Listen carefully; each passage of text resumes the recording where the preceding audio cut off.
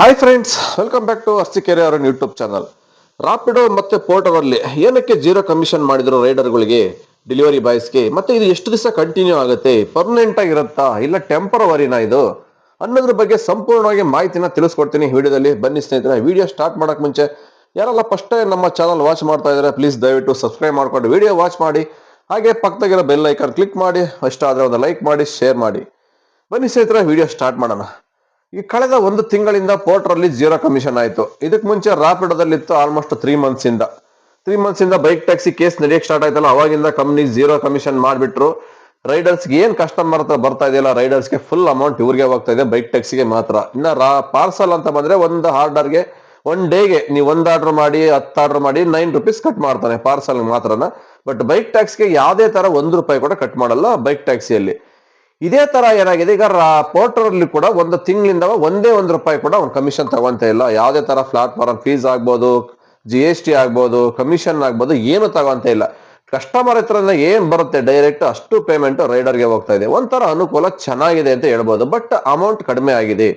ಮುಂಚೆ ಬರ್ತಾ ಇರ್ತಕ್ಕಂಥ ಪೋರ್ಟರ್ ಅಮೌಂಟ್ ಇವಾಗ ಬರ್ತಾ ಇರ್ತಕ್ಕಂಥ ಪೋರ್ಟರ್ ಅಮೌಂಟ್ಗೆ ತುಂಬಾ ಡಿಫ್ರೆನ್ಸ್ ಆಗಿದೆ. Starting Bommasandra to Peenya order ಬಂದ್ರೆ ₹650 ಬರ್ತಾ ಇತ್ತು ಒಂದು ಆರ್ಡ್ರಿಗೆ. ಎಷ್ಟು ಬ್ಯಾಡ್ ಮ್ಯಾಕ್ಸಿಮಮ್ ಬಂಸಂದ್ರ ಟು ಪೀಣ್ಯಕ್ಕೆ 40 ಕಿಲೋಮೀಟರ್ ₹650 ಬರೋದು. ಇದರಲ್ಲಿ 20% ಕಮಿಷನ್ ಕಟ್ ಆಗ್ತಿತ್ತು. ಅವಾಗ 20% ಕಮಿಷನ್ ಅಂದ್ರೆ ಎಷ್ಟಾಯ್ತು? 600, 6 12 120 ಅಂಡ್ ₹130 ಮ್ಯಾಕ್ಸಿಮಮ್ ಕಮಿಷನ್ ಕಟ್ ಆಗ್ತಾ ಇತ್ತು. ಆಮೇಲೆ ರೈಡರ್ ಸಿಗ್ತಾ ಇದ್ದಷ್ಟು ಒಂದು 520, 530 ಸಿಗ್ತಾ ಇತ್ತು. ಬಟ್ ಇವಾಗ ಕಮಿಷನ್ ಇಲ್ಲ ಅಂತ ಏನ್ ಮಾಡಿದ್ದಾನೆ, ಫುಲ್ ಅರ್ನಿಂಗ್ಸ್ ಕಮ್ಮಿ ಮಾಡಿದ್ದಾನೆ. ಇವಾಗ ಬಂಸಂದ್ರಿಂದ ಪೀಣ್ಯಕ್ಕೆ ಆರ್ಡರ್ ಬಂದ್ರೆ 480, 490, ಮ್ಯಾಕ್ಸಿಮಮ್ 500 ಒಳಗಡೆನೆ ಬರ್ತಾ ಇರೋದು. ಮುಂಚೆಗೆ ಇವಾಗ ಕ್ಯಾಲ್ಕುಲೇಟ್ ಮಾಡಿದ್ರೆ ಇವಾಗಲೇ ಲಾಸ್ ಆಗ್ತಾ ಇದೆ ರೈಡರ್ಸ್ಗೆ. ಬಟ್ ಅದು ರೈಡರ್ಸ್ಗಳಿಗೆ ಗೊತ್ತಾಗ್ತಾ ಇಲ್ಲ, ಅವು ಜೀರೋ ಕಮಿಷನ್ ಕೊಡ್ತಾ ಇದ್ದಾನೆ ಪೋರ್ಟರ್ ಅಲ್ಲಿ ಅನ್ನೋ ಒಂದು ಇಂಟೆನ್ಷನ್ ಅಲ್ಲಿ ಖುಷಿಯಾಗಿ ಕೆಲಸ ಮಾಡ್ತಾ ಇದ್ದಾರೆ. ಬಟ್ ಮುಂಚೆಗೆ ತುಂಬಾ ಅಮೌಂಟ್ ಜಾಸ್ತಿ ಬರ್ತಾ ಇತ್ತು, ಇನ್ನೂ ₹50 ಎಕ್ಸ್ಟ್ರಾನೇ ಸಿಗ್ತಾ ಇತ್ತು ಅವಾಗ ಅವನಿಗೆ ಕಮಿಷನ್ ಹೋದ್ರು. ಬಟ್ ಇವಾಗಲೇ ಇನ್ನೂ ಕಡಿಮೆ ಆಗಿದೆ ಅಮೌಂಟ್. ಇದು ಏನಕ್ಕೆ ಮಾಡ್ದ ಅಂದ್ರೆ, ಕಸ್ಟಮರ್ಗಳು ಬೇರೆ ಕಡೆ ಹೋಗ್ತಾ ಇದಾರೆ. ಈಗ ಬೇರೆ ಬೇರೆ ಆ್ಯಪ್ಗಳು ತುಂಬಾ ಬಂದಿದೆ ಕಾಂಪಿಟೇಷನ್ಗೆ. ಒಬ್ರಿಗೊಬ್ರಿಗೆ ಕಾಂಪಿಟೇಷನ್ ಮಾಡ್ಕೊಂಡು ಅಮೌಂಟ್ ಇವನು ಕಮ್ಮಿ ಮಾಡ್ತಾ ಇದ್ದೇನೆ, ಅವನು ಕಮ್ಮಿ ಮಾಡ್ತಾ ಇದ್ದೇನೆ. ಇದರಿಂದ ಏನಾಗುತ್ತೆ, ನಮ್ಮ ಕಸ್ಟಮರ್ಗಳು ಬೇರೆ ಕಡೆ ಹೋಗ್ಬಿಟ್ರೆ ಮತ್ತೆ ಕಸ್ಟಮರ್ನ ಈ ಕಡೆ ತರೋಕ್ ಆಗಲ್ಲ. ಇದರಿಂದ ಏನ್ ಮಾಡ್ಬೇಕು ಅಂದ್ರೆ, ಸ್ವಲ್ಪ ದಿವಸ ಕಸ್ಟಮರ್ ಎಲ್ಲ ನಮ್ಮ ಕಂಪ್ನಿಗೆ ಬರ್ಲಿ, ಇಲ್ಲೇ ಪರ್ಮನೆಂಟ್ ಸೆಟಲ್ ಆಗ್ಲಿ ಅಂತವ ಕಸ್ಟಮರ್ಗಳಿಗೆ ಅಮೌಂಟ್ ಫುಲ್ ಕಮ್ಮಿ ಮಾಡ್ಬಿಟ್ಟು ರೈಡರ್ಗಳಿಗೆ ಏನ್ ಜೀರೋ ಕಮಿಷನ್ ಮಾಡ್ಬಿಟ್ಟ. ಮುಂಚೆ ಏನ್ ಬರ್ತಾ ಇತ್ತು ಅಷ್ಟೇ ಕಮಿಷನ್ ಕಟ್ಟಾಗಿ ಏನ್ ಸಿಗ್ತಾ ಅದೇ ಅಮೌಂಟ್ ಇವಾಗ ಬರ್ತಾ ಇರೋದು, ಜಾಸ್ತಿ ಏನಾಗಿಲ್ಲ. ಬಟ್ ಕಸ್ಟಮರ್ಗಳಿಗೆ ಡಿಸ್ಕೌಂಟ್ ಕೊಟ್ಟಿರೋದ್ರಿಂದ ಇವಾಗ ಸ್ವಲ್ಪ ಕಸ್ಟಮರ್ ಬುಕಿಂಗ್ ಜಾಸ್ತಿ ಮಾಡ್ಲಿಂದ ಈ ಒಂದು ಆಪ್ಷನ್ ಕಸ್ಟಮರ್ಗೆ ಕೊಟ್ಟಿದ್ದಾರೆ. ಪ್ಲಸ್ ಇನ್ನೊಂದು ಪಾಯಿಂಟ್ ಏನಪ್ಪಾ ಅಂದ್ರೆ, ಆ್ಯಪ್ಗಳು ಜಾಸ್ತಿ ಆಗೋಯ್ತು. ರಾಪಿಡೋ ಕಡೆ ಬೈಕ್ ಟ್ಯಾಕ್ಸ್ಗೆ ಬೇರೆ ಪರ್ಮಿಷನ್ ಅಂತ ಬಂದಾಯ್ತು. ಇನ್ನು ಇರೋ ಪೋರ್ಟರ್ ಡೆಲಿವರಿ ಬಾಯ್ಸ್ ಎಲ್ಲವ ರಾಪಿಡೋ ಕಡೆ ಹೋಗ್ಬಿಡ್ತಾರೆ. ಯಾಕಂದ್ರೆ ಇಷ್ಟು ದಿವಸ ಪರ್ಮಿಷನ್ ಇರಲಿಲ್ಲ, ಇಲ್ಲಿಗಲ್ ಇತ್ತು, ಸ್ವಲ್ಪ ಮಾಡಕ್ ಭಯ ಬೀಳ್ತಾ ಇದ್ರು. ಹಂಗಾಗಿ ಈಗ ಪರ್ಮಿಷನ್ ಅಂತ ಬಂದ್ಮೇಲೆ ಏನಾಯ್ತು, ಜೀರೋ ಕಮಿಷನ್ ಬೇರೆ ಇರೋದ್ರಿಂದ ಧೈರ್ಯವಾಗಿ ಡ್ಯೂಟಿ ಮಾಡ್ಬೋದು ಅಂತ ಮಾಡಿ ಸುಮಾರು ಜನ ಕೆಲಸ ಬಿಟ್ಟು ಆ ಕಡೆ ಹೋಗ್ಬಿಡ್ತಾರೆ.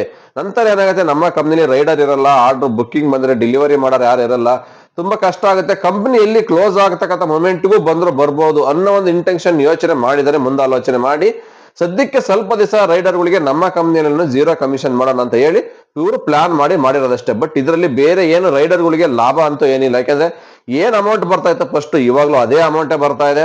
ಹಾಗಾಗಿ ಕಸ್ಟಮರ್ಗಳಿಗೆ ಏನ್ ಬುಕ್ಕಿಂಗ್ ಮಾಡ್ತಾರಲ್ಲ, ಈ ಕಸ್ಟಮರ್ಗಳಿಗೆ ಮಾತ್ರ ಸ್ವಲ್ಪ ಚೆನ್ನಾಗಿದೆ ಲಾಭ. ಒಳ್ಳೆ ಅಮೌಂಟ್ ಕಮ್ಮಿ ಆಗ್ತಾ ಇದೆ ಬುಕ್ಕಿಂಗು. ಇವೆಲ್ಲಕ್ಕಿಂತ ಹೋಲಿಸಿದ್ರೆ ಅಂಕಲ್ ಡೆಲಿವರಿ ಇದೆ ಫುಲ್ ವರ್ಸ್ಟ್. ಕಸ್ಟಮರ್ಗಂತೂ ಒಳ್ಳೆ ಲಾಭ. ಪೀಣ್ಯಕ್ಕೆ ₹250 ಕೊಡ್ತಾನೆ ಬಂಸಂದ್ರದಿಂದವ. ಬೆಳಗ್ಗೆ ಎತ್ಕೊಂಡ್ರೆ ಸಾಯಂಕಾಲ ತಗೊಂಡಾಗ ಡೆಲಿವರಿ ಮಾಡ್ತಾರೆ. ಇರೋ ವಿಚಾರ ಹೇಳ್ಬಿಡ್ತೀನಿ ಆಯ್ತಾ. ಅಷ್ಟು ಅರ್ಜೆಂಟ್ ಅಂತ ಇರೋ ಅಂಕಲಲ್ಲಿ ಬುಕ್ ಮಾಡಿದ್ರೆ ಅವ್ರು ಸತ್ತಂಗೇನೆ. ಕಸ್ಟಮರ್ ಅದು ಡೆಲಿವರಿ ಆಗಲ್ಲ, ಏನಿಲ್ಲ. ಬೆಳಗ್ಗೆ 8 ಗಂಟೆ ಬುಕ್ ಮಾಡಿದ್ರೆ ಸಾಯಂಕಾಲ 6 ಗಂಟೆಗೆ ಡೆಲಿವರಿ ಆಗುತ್ತೆ. ಡೆಲಿವರಿ ಅಂತೂ ಆಗುತ್ತೆ, ಬಟ್ ಸಿಕ್ಕಾಬಟ್ಟೆ ಲೇಟ್ ಡೆಲಿವರಿ. ಇವನು ಬಂದ್ಮೇಲೆ ಡೆಲಿವರಿ ಫೀಲ್ಡ್ ಫುಲ್ ವರ್ಸ್ಟ್ ಆಗಿ ಹೋಗಿದ್ದೇನೆ. ಅಂಕಲ್ ಡೆಲಿವರಿ ಯಾವಾಗ ಎಂಟ್ರಿ ಆಯ್ತು ಡೆಲಿವರಿ ಫೀಲ್ಡ್ಗೆ ತುಂಬಾ ವರ್ಸ್ಟ್ ಆಯ್ತು. ಸಿಕ್ಕಾಬಟ್ಟೆ ಅಮೌಂಟ್ ಕಮ್ಮಿ ಮಾಡ್ಬಿಟ್ಟ. ಕಿಲೋಮೀಟರ್ಗೆ ₹5, ₹6 ಕೊಟ್ರೆ ಯಾರಿಗೆ ತಾನೇ ವರ್ಕೌಟ್ ಆಗುತ್ತೆ? 3 ಆರ್ಡರ್ ಕೊಡ್ತೀವಿ ನಮ್ಮ ಆ್ಯಪ್ ಅಲ್ಲಿ ಅಂತ ಹೇಳ್ತಾನೆ. ಬಟ್ ಯಾರಿಗೂ ಒಂದ್ ರೂಟ್ 3 ಆರ್ಡರ್ ಸಿಗ್ತಾ ಇಲ್ಲ. ತುಂಬಾ ಲಾಸ್ ಆಗ್ತಾ ಇದೆ. ಇದರಿಂದ ಏನಾಗ್ತಿದೆ, ಬೇರೆ ಆ್ಯಪ್ಗಳಿಗೆಲ್ಲ ಹೊಡ್ತಾ ಬೀಳ್ತಾ ಇದೆ, ಬೇರೆ ರೈಡರ್ಸ್ಗೂ ಕೂಡ ಹೊಡ್ತಾ ಬೀಳ್ತಾ ಇದೆ. ಹಂಗಾಗಿ ತುಂಬಾ ಪ್ರಾಬ್ಲಮ್, ಯಾರಿಗೂ ಹೊಟ್ಟೆ ತುಂಬ್ತಾ ಇಲ್ಲ ಇವಾಗ.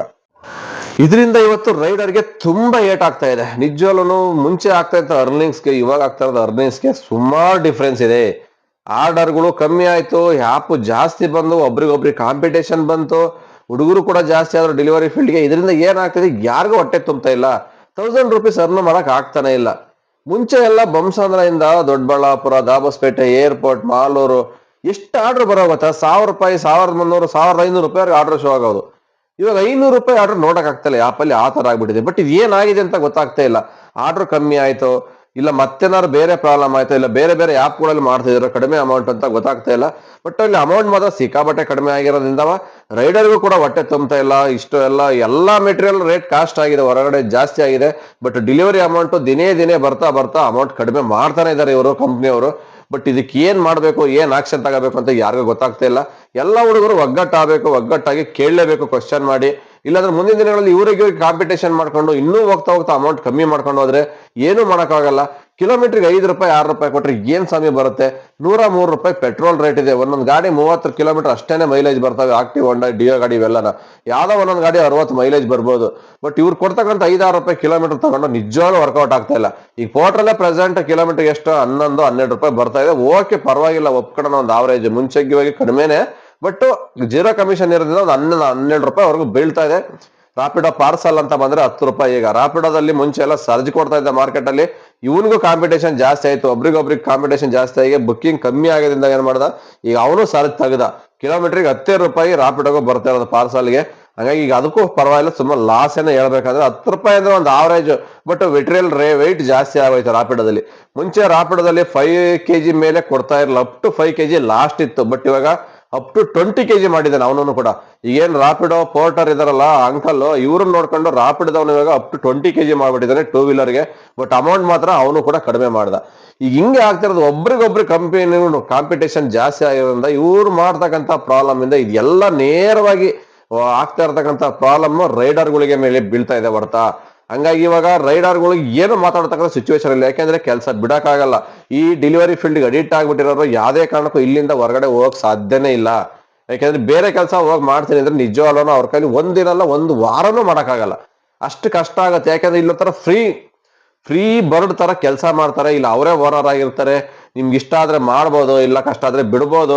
ಡೈಲಿ ಪೇಮೆಂಟ್ ಇರುತ್ತೆ. ನಿಮ್ಗೆ ಏನೇ ಒಂದು ಬೇಕಾದ್ರೂ ಎನಿ ಟೈಮ್ ಪಾಕೆಟ್ ಅಲ್ಲಿ ಮನಿ ಇರುತ್ತೆ. ಯಾವ್ದೇ ಟೆನ್ಷನ್ ಇರಲ್ಲ, ತಿಂಗಳು ಆದ್ರೆ ಕಾಯಂಗಿರಲ್ಲ. ಹಂಗಾಗಿ ಏನಾಗುತ್ತೆ, ಈ ಡೆಲಿವರಿ ಫೀಲ್ಡ್ ಅಡಿಕ್ಟ್ ಆಗಿರೋರು ಬೇರೆ ಕಡೆ ಹೋಗಿ ಮಾಡ್ಬೇಕಂದ್ರೆ ತುಂಬಾ ಕಷ್ಟ ಆಗುತ್ತೆ, ಕೆಲಸ ಬಿಡಕ್ಕೂ ಆಗಲ್ಲ. ಹಾಗಾಗಿ ಇದನ್ನೇ ಒಂದು ವೀಕ್ನೆಸ್ ಮಾಡ್ಕೊಂಡು ಈ ಅಗ್ರಿಕೇಟ್ ಕಂಪ್ನಿಗಳು ಡೆಲಿವರಿ ರೈಡರ್ಸ್ಗಳ ಮೇಲೆ ತುಂಬಾ ಏಟ್ ಬೀಳ್ತಾ ಇದೆ. ಹಂಗಾಗಿ ಏನ್ ಮಾಡೋ, ಮುಂದಿನ ದಿನಗಳಲ್ಲಿ ರೈಡರ್ಗಳು ಎಚ್ಚೆತ್ಕೊಂಡು ಇದ್ರ ಬಗ್ಗೆ ಏನಾದ್ರು ಒಂದು ಚರ್ಚೆ ಮಾಡಿ ಏನಾದ್ರು ಒಂದು ನಿರ್ಣಯ ತಗೊಳ್ಳೇಬೇಕಾಗುತ್ತೆ. ಇಲ್ಲಾಂದ್ರೆ ಹೋಗ್ತಾ ಹೋಗ್ತಾ ಇದೇ ತರ ಇವ್ರ ಕಂಪ್ನಿಗಳಿಗೆ ಕಾಂಪಿಟೇಷನ್ ಮಾಡ್ಕೊಂಡು ಹೋದ್ರೆ ನಾಳೆ ದಿವಸ ಏನ್ ಮಾಡ್ಬೇಕಾಗುತ್ತೆ ಡೆಲಿವರಿ ಬಾಯ್ಸ್? ಇಲ್ಲಿಗೆ ಹೋಗ್ಬೇಕು ಡ್ಯೂಟಿ ಮಾಡಕ್ಕೆ. 1000 ರೂಪಾಯಿ ಸಂಪಾದನೆ ಆಗಿಲ್ಲ ಅಂದ್ರೆ ಪರ್ ಡೇಗೆ ಬೆಳಗಿಂದ ಸಂಜೆವರೆಗೂ ಹೆಂಗ್ ಸಂಪಾದನೆ ಮಾಡ್ಬೇಕು? ತಗೊಂಡು 1000 ರೂಪಾಯಿ ಹೆಂಗ್ ಮೇಂಟೈನ್ ಮಾಡ್ಬೇಕು ಫ್ಯಾಮಿಲಿನ? ಹಂಗಾಗಿ ಇವೆಲ್ಲ ಯೋಚನೆ ಮಾಡ್ಬೇಕಾಗತ್ತೆ. ಹಾಗಾಗಿ ಸದ್ಯಕ್ಕೆ ಏನೋ ಜೀರೋ ಕಮಿಷನ್ ಇದೆ, ಓಕೆ ಪರವಾಗಿಲ್ಲ, ಒಂದು ಆವರೇಜ್ ಆಗಿ ಆಗ್ತಾ ಇದೆ. ಇವ್ರು ಏನಾದ್ರು ಕಮಿಷನ್ ಕಟ್ ಮಾಡಕ್ ಸ್ಟಾರ್ಟ್ ಮಾಡಿದ್ರೆ ಮುಂದಿನ ಜೀವನ ಹೆಂಗೆ ಅಂತ ಕೂಡ ಯೋಚನೆ ಮಾಡ್ಬೇಕು ಡೆಲಿವರಿ ಬಾಯ್ಸ್. ಕಮ್ಮಿ ಅಂದ್ರೂ ಮ್ಯಾಕ್ಸಿಮಮ್ 10% 15% ಕಮಿಷನ್ ಸ್ಟಾರ್ಟ್ ಮಾಡ್ತಾರೆ ಕಟ್ ಮಾಡಕ್ಕೆ. 100 ರೂಪಾಯಿ ಆರ್ಡ್ರಿಗೆ 15 ರೂಪಾಯಿ 10 ರೂಪಾಯಿ 20 ರೂಪಾಯಿ ಕಮಿಷನ್ ಹೋದ್ರೆ ನಿಮಗೆ ಸಿಗೋದು ಎಷ್ಟು? 80 ರೂಪಾಯಿ ಸಿಗುತ್ತೆ. ಕಿಲೋಮೀಟರ್ 15 ರೂಪಾಯಿ 15 ಕಿಲೋಮೀಟರ್ ಕೊಟ್ಟಿರ್ತಾನೆ ಆರ್ಡ್ರಿಗೆ. ಹಂಗಾಗಿ ಮುಂದಿನ ದಿನಗಳಲ್ಲಿ ತುಂಬಾ ಕಷ್ಟ. ಪ್ರೆಸೆಂಟ್ ಜೀರೋ ಕಮಿಷನ್ ಇದೆ, ತೊಂದರೆ ಇಲ್ಲ, ಮಾಡ್ತಾ ಇರ್ಬೋದು. ಬಟ್ ಇದು ಎಷ್ಟು ದಿವಸ ಇರುತ್ತೆ ಅಂತ ಹೇಳಕ್ ಆಗ್ತಾ ಇಲ್ಲ. ಈಗ ಸದ್ಯ ಕಾಂಪಿಟೇಷನ್ ಇದೆ, ಕಂಪ್ನಿಗಳಿಗೆ ಕಾಂಪಿಟೇಷನ್ ಇರೋದ್ರಿಂದ ಕಸ್ಟಮರ್ ನಮ್ಮ ಕಂಪ್ನಿ ಬಿಟ್ಟು ಹೋಗಬಾರ್ದು, ರೈಡರ್ಗಳು ನಮ್ಮ ಕಂಪ್ನಿ ಬಿಟ್ಟು ಹೋಗಬಾರ್ದು ಅನ್ನೋ ಒಂದು ಇಂಟೆನ್ಷನ್ ಇಟ್ಕೊಂಡು ಪ್ರೆಸೆಂಟ್ ಸ್ವಲ್ಪ ಜೀರೋ ಕಮಿಷನ್ ಮಾಡಿದ್ದಾರೆ. ಮುಂದಿನ ದಿನಗಳಲ್ಲಿ ಇದು ಹಿಂಗೆ ಪರ್ಮನೆಂಟ್ ಆಗಿ ಇರಲ್ಲ ಯಾವುದೇ ಕಾರಣಕ್ಕೂ.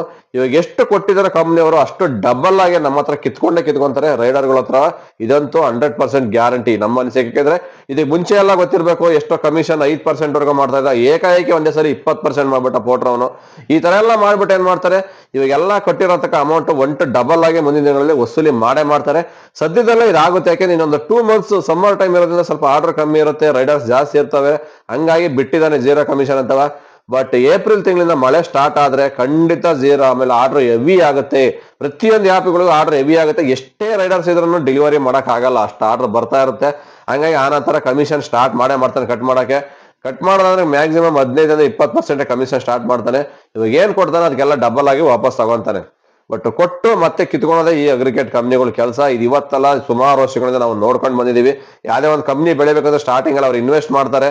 ಚೆನ್ನಾಗಿ ಕಂಪ್ನಿ ಡೆವಲಪ್ ಆಗಿ ಬೆಳೀತು ಅಂದ್ರೆ ನಂತರ ಅದೆಷ್ಟು ಇನ್ವೆಸ್ಟ್ ಮಾಡಿರ್ತಾರೆ ಅಷ್ಟು ಡಬಲ್ ಆಗಿ ವಸೂಲಿ ಮಾಡ್ಕೊಂತಾರೆ, ಕಸ್ಟಮರ್ ಹತ್ರನಾಗಿರ್ಬೋದು, ಡೆಲಿವರಿ ಬಾಯ್ಸ್ ಹತ್ರನಾಗಿರ್ಬೋದು. ಹಾಗಾಗಿ ನಾವು ಹುಷಾರಾಗಿ ಡ್ಯೂಟಿ ಮಾಡಬೇಕು. ಮುಂದಿನ ದಿನಗಳಲ್ಲಿ ಏನಾಗುತ್ತೆ ಏನೋ ಗೊತ್ತಿಲ್ಲ. ಬಟ್ ಪ್ರೆಸೆಂಟ್ ಇವಾಗಿರೋ ಸಿಚುವೇಶನ್ ಆಗಿದೆ, ಎಷ್ಟಾಗುತ್ತೆ ಸಂಪಾದನೆ ಮಾಡ್ಕೊಳ್ಳಿ, ಎಲ್ಲ ಜೀರೋ ಕಮಿಷನ್ ಬರ್ತಾ ಇರೋದ್ರಿಂದ. ಬಟ್ ಆರ್ಡರ್ಸ್ ಎಲ್ಲ ಚಿಕ್ಕ ಆರ್ಡರ್ ಗೊತ್ತಿರ್ಬೇಕು, ಬೆಂಗಳೂರು ಸಿಟಿ ಬರೀ 60, 70, 40, 50 ರೂಪಾಯಿ ಇವೇ ಬರ್ತವೆ. ಪಿಕಪ್ ನೋಡಿದ್ರೆ 3-4 ಕಿಲೋಮೀಟರ್ ಆಗ್ತಾನೆ. ಆ ಪಿಕಪ್ ಹೋಗೋದಕ್ಕೆ ಆರ್ಡರ್ ಕ್ಯಾನ್ಸಲ್ ಆಗ್ತವೆ. ಇದರಿಂದ ಮೈಂಡೇ ಖರಾಬ್ ಆಗುತ್ತೆ, ಕೆಲವರಿಗೆ ಡ್ಯೂಟಿ ಮಾಡೋಕ್ಕೂ ಆಗಲ್ಲ ಸಿಟಿಲಿ. ಸಣ್ಣ ಪುಟ್ಟ ಆರ್ಡರ್ ಇದೊಂದು ಸಮಸ್ಯೆ ಜಾಸ್ತಿ ಆಗ್ತದೆ ಇತ್ತೀಚೆಗೆ, ತುಂಬಾ ಜನ ಹೇಳ್ತಾ ಇರ್ತಾರೆ ಕಮೆಂಟ್ ಬಾಕ್ಸ್ ಅಲ್ಲಿ. ಹಂಗಾಗಿ ಏನಾಗಿದೆ, ಈಗ ಮಾರ್ಕೆಟ್ ಅಲ್ಲೂ ಸರ್ಜ್ ಬರ್ತಾ ಇಲ್ಲ. ಮುಂಚೆ ಎಲ್ಲ ಇಬ್ಬರು ಸರ್ಜ್ ಇತ್ತು, ವರ್ಕೌಟ್ ಆಗೋದು. ವಾರದಲ್ಲಿ ಒಂದಿನ 2 ದಿನ ಸರ್ಜ್ ಆನ್ ಮಾಡ್ತಾನೆ ಮಾರ್ಕೆಟ್ ಅಲ್ಲಿ, ಮಿಕ್ಕಿದ ದಿನ ಸರ್ಜ್ ಇರಲ್ಲ. ಒಟ್ಟಾರೆ ಇವಾಗ ಡೆಲಿವರಿ ಬಾಯ್ಸ್ ಸ್ವಲ್ಪ ಕಷ್ಟನೇ, ಡ್ಯೂಟಿ ಮಾಡಕ್ ಆಗ್ತಾ ಇಲ್ಲ. ಬಿಸಿಲು ಒಂದ್ ಕಡೆ ಜಾಸ್ತಿ ಆದ್ರೆ ಆರ್ಡರ್ ಕಮ್ಮಿ ಇದೆ, ಅರ್ನಿಂಗ್ಸ್ ಆಗ್ತಾ ಇಲ್ಲ. 3-4 ಆ್ಯಪ್ ಇಟ್ಕೊಂಡು ಡ್ಯೂಟಿ ಮಾಡ್ತೀನಿ ಅಂದ್ರೆ ಯಾವ್ರಾಗೂ ಒಂದೇ ಕಡೆಗೆ ಸರಿಯಾಗಿ ಆರ್ಡರ್ ಬರ್ತಾ ಇಲ್ಲ. ಒಟ್ಟಾರೆ ಸದ್ಯಕ್ಕೆ ಪ್ರೆಸೆಂಟ್ ಸಿಚುವೇಶನ್ ಸ್ವಲ್ಪ ಬ್ಯಾಡ್ ಆಗಿದೆ ಅಂತ ಹೇಳ್ಬೋದು. ನೋಡೋಣ ಮುಂದಿನ ದಿನದಲ್ಲಿ ಕಾದ್ ನೋಡೋಣ. ತಾಳಿದವನು ಬಾಳಿ ಅನ್ನಂತ ಗಾದೆ ಇಲ್ವಾ, ಹಂಗೆ ಯಾವಾಗ್ಲೂ ಕಾಲ ಒಂದೇ ತರ ಇರಲ್ಲ, ಕಾಲಚಕ್ರ ಉರುಳ್ತಾ ಇರುತ್ತೆ. ಪ್ರತಿದಿನ every day by day change ಆಗ್ತಾನೆ ಇರುತ್ತೆ. ಇವತ್ತಿದ್ದಂಗೆ ಆರ್ಡರ್ ನಾಳೆ ಇರಲ್ಲ, ನಾಳೆ ಇದ್ದಂಗೆ ನಾಡ್ದಿರಲ್ಲ. ಒಟ್ಟಲ್ಲೇ ಚೇಂಜ್ ಆಗೇ ಆಗುತ್ತೆ ಡೆಲಿವರಿ ಫೀಲ್ಡ್ ಯಾವತ್ತು ಹಿಂಗೆ. ಯಾಕಂದ್ರೆ ಕಳೆದ 10 ವರ್ಷಗಳಿಂದ ನಾವು ಇದೇ ಫೀಲ್ಡ್ ಅಲ್ಲಿ ಇರೋದ್ರಿಂದವ ಎಷ್ಟೋ ಚೇಂಜಸ್ ಆಗಿದೆ. ಎಷ್ಟೋ ಜನ ಬಂದ್ರು, ಎಷ್ಟೋ ಕಂಪ್ನಿಗಳು ಬಂದು ಎಲ್ಲ ಮುಚ್ಕೊಂಡು ಹೋದು. ಯಾವ 1-2 ಇವತ್ತು ಒಂದು ಡೆಲಿವರಿ ಪರ್ಮನೆಂಟ್ ಆಗಿ ಉಳಿದಿದಾವೆ. ಹಂಗಾಗಿ ಉಳಿದಿದಾವೆ ಅಂದ್ರೆ ಅದಕ್ಕೆಲ್ಲ ಕಾರಣ ಕಂಪ್ನಿ ಕೊಡ್ತಕ್ಕಂಥ ಪೇಮೆಂಟ್ ಮೇಲೆ ಡಿಪೆಂಡ್ ಆಗಿದೆ ಅಂತ ಹೇಳ್ಬೋದು. ಇಷ್ಟ ಹೇಳ್ತಾ ವಿಡಿಯೋ ಇಲ್ಲಿಗೆ ಮುಗಿಸ್ತಾ ಇದ್ದೇನೆ. ಮತ್ತೆ ಸಿಗ್ತೀನಿ ಮುಂದಿನ ದಿನದಲ್ಲಿ. ಅಲ್ಲಿವರೆಗೂ take care, bye bye, have a nice day. ಜೈ ಹಿಂದ್, ಜೈ ಕರ್ನಾಟಕ ಮಾತೆ.